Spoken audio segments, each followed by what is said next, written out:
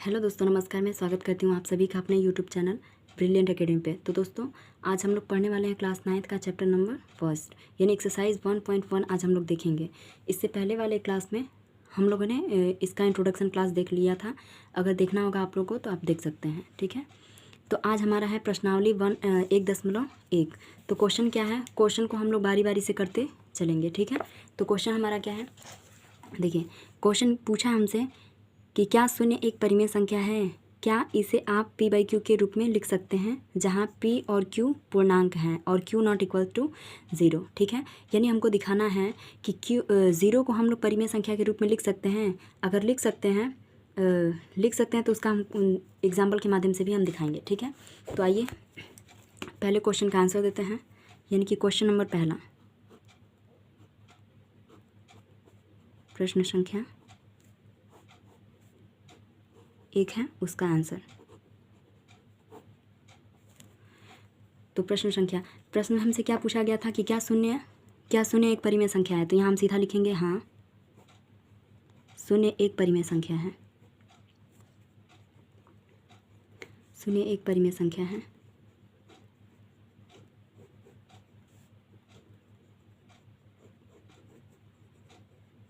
ठीक है, यानी कि शून्य एक परिमेय संख्या है। आइए एग्जाम्पल के माध्यम से देखते हैं। जैसे देखिए, हम इसे लिख सकते हैं 0/1, 0/2, 0/3, 0/4। आज सारे का रिजल्ट हमको क्या मिलेगा, 0/1 लिए इसका भी रिजल्ट हमको 0 आएगा, 0/2 किए इसका भी रिजल्ट 0 आएगा, 0/3 किए इसका भी रिजल्ट 0 आएगा, और 0/4 किए इसकी भी वैल्यू कितनी आएगी, 0 आएगी। देखिए सारे का आंसर हमारा 0 ही आ रहा है, लेकिन इसे हम p बाई क्यू के फॉर्म में लिख सके हैं, ठीक है। p बाई क्यू के फॉर्म में लिखने का क्या मतलब होता है कि बस ये q को 0 नहीं होना चाहिए, यानी कि q नॉट इक्वल्स टू 0। तो देखिए हमारे एग्जाम्पल में q कहीं भी 0 दिख रहा है नहीं, यानी कि ये सारे हमारे क्या हैं, रेशनल नंबर हैं, यानी कि परिमेय संख्या है। तो हम क्या किए, हाँ शून्य को एक परिमेय संख्या के रूप में लिखा जा सकता है, जैसे में हमने दिखा दिया एग्जाम्पल के माध्यम से 0/1, 0/2, 0/3, 0/4, ठीक है। और p और q क्या है, दोनों एक पूर्णांक हैं। तो देखिए 0 भी पूर्णांक है और 1 भी क्या है, पूर्णांक है, यानी कि ये दोनों के दोनों क्या है, पूर्णांक संख्या है। दूसरा क्वेश्चन हमारे पास है, इसमें का दूसरा क्वेश्चन है कि 3 और 4 के बीच 6 परिमेय संख्याएं लिखिए, ठीक है। तो 3 और 4 के बीच में परिमेय संख्या लिखना है, यानी कि प्रश्न संख्या 2।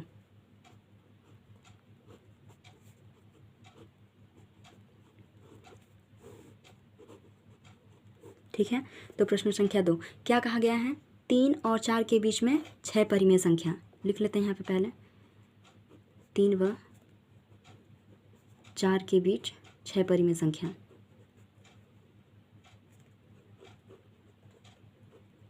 छः परिमेय संख्या लिखनी है हमको। तो देखिए 3 व 4 है ना, तो 3 और 4 के बीच कितनी परिमेय संख्या है, 6। तो 3 और 4 हम लिख लेते हैं यहाँ पे। अब देखिए ये 6 का है ना, तो 6 से बड़ी संख्या हम लेंगे, 6 से बड़ी संख्या ले करके हम ऊपर भी मल्टीप्लाई कराएंगे और उससे नीचे भी मल्टीप्लाई करेंगे। यहाँ कुछ नहीं अपॉन में, तो यहाँ पे हम कर लेते हैं 7 से ऊपर भी मल्टीप्लाई और नीचे भी मल्टीप्लाई। तो देखिए 3 7 जा 21 अपॉन 7 व 4 7 जा 28, यानी कि 28 और बटा में 7। अब 21 से 28 तक के बीच की जितनी संख्याएं आ रही हैं उनको हम लिख लेते हैं। तो हो जाएगा हमारा 22/7, 23/7, 24/7, 25/7, 26/7 और 27/7। तो देखिए 6 संख्या हो गई, 1 2 3 4 5 6, 6 परिमेय संख्या हो गई। तो इसको हमको इसके माध्यम से दिखाना था। आप देखिए 7 के अलावा आप 8 9 10 भी ले सकते हैं, यानी कि 6 से बड़ी कोई भी संख्या ले सकते हैं, बशर्ते रिजल्ट सबका अलग अलग आएगा। इससे पहले वाले वीडियो में हमने बताया था कि किन्हीं 2 परिमेय संख्याओं के बीच में अनंत परिमेय संख्या हो सकती है। तो देखिए आपका आंसर अलग अलग हो सकता है। कब होगा, जब आप डिजिट यहाँ 7 की जगह पे कुछ और लेंगे, तो याद रहे 6 से बड़ा ही लेना रहेगा। जो भी यहाँ दिया रहेगा उससे बड़ी संख्या हम लोग लेते हैं, उसी से मल्टीप्लाई और डिवाइड कराते हैं, ठीक।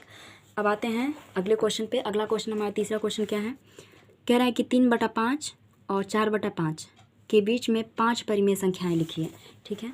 तो क्वेश्चन नंबर, ठीक है, तो क्वेश्चन नंबर 3 में क्या कहा है? क्वेश्चन नंबर 3 में कहा गया हमसे कि 3/5 और 4/5 के बीच 5 परिमेय संख्याएं ज्ञात कीजिए। ठीक है, तो हम लिख लेते हैं क्या है 3/5 व 4/5।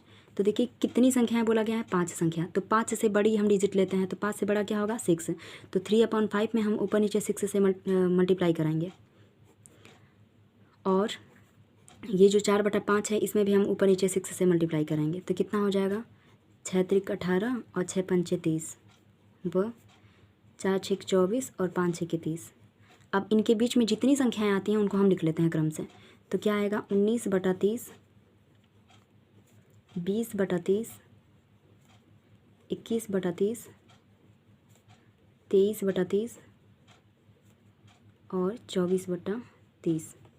19, 20, 21, 22, सॉरी 22 को छूट दिया गया, 22/30 और यहाँ हो जाएगा 23/30। तो देखो 1 2 3 4 5 संख्याएं हो गई।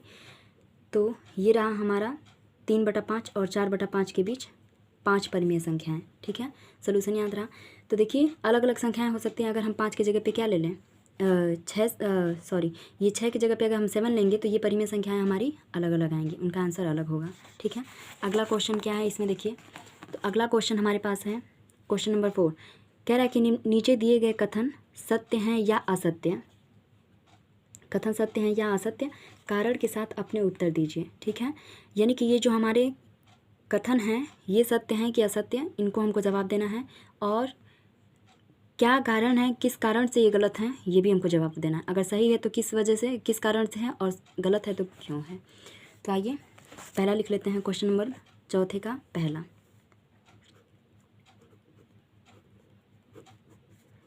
प्रश्न संख्या 4 है, उसका स्टेटमेंट नंबर पहला है। तो हमसे पूछा गया है प्रत्येक प्राकृतिक संख्या एक पूर्ण संख्या है, यानी कि क्या कहा गया हमसे कि प्रत्येक प्राकृतिक संख्या एक पूर्ण संख्या है, ये हमें बताना है। तो देखिए प्रत्येक प्राकृतिक संख्या एक पूर्ण संख्या है, तो लिखेंगे हाँ, यानी क्या है? सत्य है,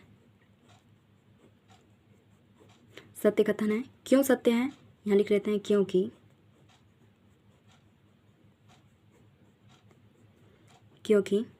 प्रत्येक प्राकृतिक संख्या, यानी लिख लेते हैं सभी प्राकृतिक संख्या, क्योंकि सभी प्राकृतिक संख्या और शून्य मिलकर क्या बनाती हैं? मिलकर या समेत कह सकते हैं, सभी प्राकृतिक संख्या समेत ज़ीरो, इन सारे के कलेक्शन को, यानी कि collection of natural number and zero is known as whole number. तो यहाँ पे हमारे सभी प्राकृतिक संख्या और उसके साथ ज़ीरो को भी शामिल किया जाएगा, तो मिलकर क्या बनाती हैं? पूर्ण संख्या बनाती हैं। ठीक है, तो सत्य है क्यों? क्योंकि सभी प्राकृतिक संख्या और शून्य मिलकर क्या बना दी? पूर्ण संख्या बना दी, यानी कि सभी प्राकृतिक संख्या क्या हो गई? सभी प्राकृतिक संख्या पूर्ण संख्या हो सकती है। लेकिन यही कथन को उल्टा कर दिया जाए, अगर हमसे पूछ दिया जाए कि क्या सभी पूर्ण संख्या प्राकृतिक संख्या हो सकती है, तो हमारा जवाब होगा नहीं। ठीक है, असत्य कथन हो जाएगा। देखिए अगर प्राकृतिक संख्या हमारा क्या है, यहाँ पे हम लिख लेते हैं प्राकृतिक संख्या, आगे की क्लास में हम लोग डिटेल में समझाए थे। जैसे देखिए प्राकृतिक संख्या हमको लिखना है तो हम क्या लिखेंगे? 1 2 3 4 ... और वही पूर्ण संख्या लिखनी है तो इसमें कुछ नहीं करना है, बस ज़ीरो को शामिल कर देना है। पूर्ण संख्या लिखनी है तो आगे ज़ीरो कर दीजिए, 0 1 2 3 4 ... ठीक है, तो देखिए हम क्या देख रहे हैं कि ये जो हमारी प्राकृतिक संख्या हैं वो पूर्ण संख्या के अंदर आ रही है ना, बस ज़ीरो एक्स्ट्रा है।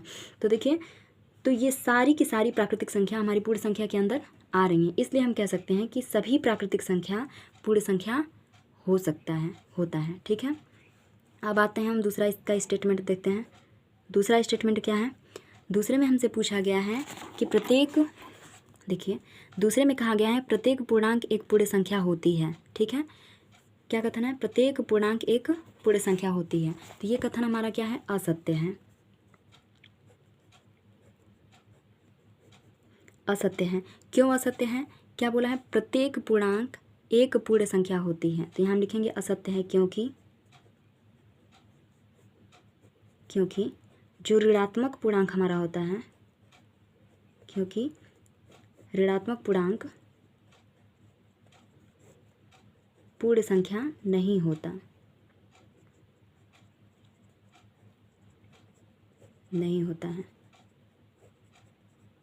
ठीक है, तो देखिए पूर्ण संख्या को हमने यहाँ दिखा 0 1 2 3 4 डॉट डॉट ऐसे इनफाइनाइट टाइम्स तक। ठीक है, वही अगर हम पूर्णांक की बात करें तो पूर्णांक को हम कैसे दिखाते हैं, तो पूर्णांक संख्या अगर हमको दिखानी रहती है तो उसमें हम धनात्मक, ऋणात्मक और 0 को भी शामिल करते हैं। ठीक है, तो आइए देखिए, जैसे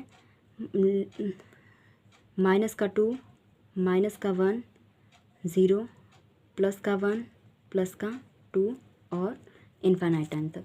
ठीक है, तो ये जो ऋणात्मक आ रहा है, ये ऋणात्मक संख्या हमारी क्या है, पूर्ण संख्या नहीं है, इसलिए ये कथन कैसा हो गया, असत्य। यानी कि प्रत्येक पूर्णांक पूर्ण संख्या नहीं होगा। लेकिन यही कथन को उल्टा कर दिया जाए, अगर पूछा जाए कि क्या प्रत्येक पूर्ण संख्या पूर्णांक होता है, तो हम लोग सत्य कथन कहेंगे कि कथन सत्य है। ठीक है, क्योंकि सभी पूर्ण संख्या पूर्णांक होगा, बट सभी पूर्णांक पूर्ण संख्या नहीं होगा। तीसरा कथन इसका हम देखते हैं, तीसरे कथन में क्या कहा गया है। देखिए, तीसरे कथन में हमारा प्रश्न है, प्रत्येक परिमेय संख्या एक पूर्ण संख्या होती है। ठीक है, यानी प्रत्येक परिमेय संख्या एक पूर्ण संख्या होती है। तो ये कथन हमारा कैसा है, इसको हम देख लेते हैं। तो ये कथन भी हमारा क्या है, असत्य है। असत्य है, क्यों असत्य है, पूछा है कि प्रत्येक परिमेय संख्या एक पूर्ण संख्या होती है, तो ये कथन असत्य, क्योंकि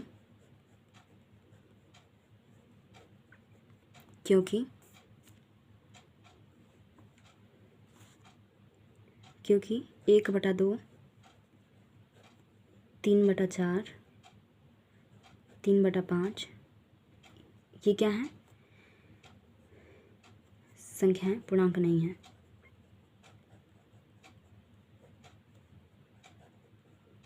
संख्या है, पूर्ण संख्या नहीं है। ठीक है, तो ये संख्याएं हमारी कैसी हो गई, ये परिमेय तो हैं लेकिन क्या पूर्ण संख्या है, नहीं। तो ये पूर्ण संख्या नहीं है, सिर्फ क्या है, परिमेय संख्या है, इसलिए ये कथन हमारा कैसा हो गया है, असत्य हो गया। यही उल्टा पूछा जाए हमसे कहा जाए कि क्या सभी पूर्ण संख्याएं परिमेय संख्या होती हैं, तो हम कथन को सत्य मानेंगे। ठीक है, क्योंकि प्रत्येक पूर्ण संख्या को हम परिमेय संख्या ले सकते हैं। देखिए, उस दिन भी हम डायग्राम बनाए थे इंट्रोडक्शन वाले क्लास में, आज भी बना देते हैं। देखिए, अगर एक ये छोटा सर्किल हमारा, इसमें हम ले लेते हैं नेचुरल नंबर को, यानी कि प्राकृतिक संख्या। इसके बाद एक हम सर्किल बनाते हैं, उसमें हम ले लेते हैं होल नंबर को, इसे हम W से रिप्रेजेंट करते हैं। ठीक है, इसके बाद अगर हम एक सर्किल लेते हैं तो उसमें हमारा आता है इंटीजर, जिसे हम W से रिप्रेजेंट करते हैं, यानी प्राकृतिक संख्या, पूर्ण संख्या, पूर्णांक। और इसके बाद एक सर्किल हम बनाएंगे, उसमें हमारा आ जाएगा रेशनल नंबर, यानी कि परिमेय संख्या, जिसे हम Q से रिप्रेजेंट करेंगे। तो ये N फॉर नेचुरल नंबर, यानी कि परिमेय संख्या, प्राकृतिक संख्या। तो सभी प्राकृतिक संख्या पूर्ण संख्या होगा। ठीक है, और सभी पूर्ण संख्याएं हमारी जो होंगी वो पूर्णांक होंगी, और सभी पूर्णांक जो होंगे हमारे क्या होंगे, परिमेय संख्या। या फिर हम कहें कि सभी प्राकृतिक संख्या परिमेय संख्या होगी, सभी पूर्ण संख्या परिमेय संख्या होगी, सभी पूर्णांक परिमेय संख्या होते हैं। ठीक है, तो याद रखिएगा, यानी कि जब हम भीतर से यानी कि अंदर से बाहर की तरफ आएंगे तो कथन हमारा उस तरह रहेगा तो सही होगा, अगर वही बाहर से हम अंदर की तरफ जाएंगे तो कथन गलत हो जाएगा। ठीक है, जैसे देखिए, पहले स्टेटमेंट में आपका क्या था, पहले स्टेटमेंट में आपसे कहा गया था कि प्रत्येक प्राकृतिक संख्या एक पूर्ण संख्या है। तो प्रत्येक प्राकृतिक संख्या, देखिए ये सारी की सारी प्राकृतिक संख्या पूर्ण संख्या के अंदर ही आ रही है ना, तो इसलिए ये कथन हमारा कैसा था, सत्य था। दूसरा कथन आपका था प्रत्येक पूर्णांक एक पूर्ण संख्या होती है। तो देखिए, प्रत्येक पूर्णांक यानी कि ये हमारा ये प्रत्येक पूर्णांक हमारा है, ये सारे के सारे हमारे जो पूर्णांक हैं, क्या वो पूर्ण संख्या के अंदर आ रहे हैं, नहीं। तो इसलिए ये कथन गलत था। ठीक है, यानी कि पूर्णांक जो है वो पूर्ण संख्या नहीं है, बल्कि सभी पूर्ण संख्या पूर्णांक के अंदर आ रही हैं। ठीक है, इसलिए ये कथन गलत हो गया था। तीसरे में हमसे क्या कहा गया था, प्रत्येक परिमेय संख्या एक पूर्ण संख्या है, यानी कि ये सारी की सारी परिमेय संख्याएं जो हैं वो एक पूर्ण संख्या है, नहीं। देखिए, पूर्ण संख्या खुद परिमेय संख्या के अंदर आ रहा है, इसलिए ये कथन क्या हो गया, असत्य हो गया है। ठीक है, उम्मीद करते हैं कि डायग्राम के माध्यम से आप लोग को बिल्कुल अच्छे से समझ में आ गया होगा ये कथन सत्य असत्य का क्या मसला है। ठीक है, तो उम्मीद करते हैं। तो आज देखिए, ये प्रश्नावली 1.1 आज हम लोग का समाप्त हुआ। इसके अगली क्लास में हम प्रश्नावली 1.2 का अध्ययन करेंगे। ठीक है। तो आज के लिए इतना ही। थैंक यू, धन्यवाद।